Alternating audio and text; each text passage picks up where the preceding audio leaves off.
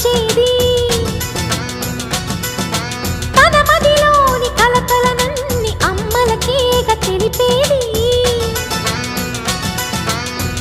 నెలతలే లేకుంటే దేవుడికి నెలవేది భక్తులే రాకుంటే గుడికి ఇక వెలుగేది దయతోటి కుంకుమ పూలు అక్షింతలు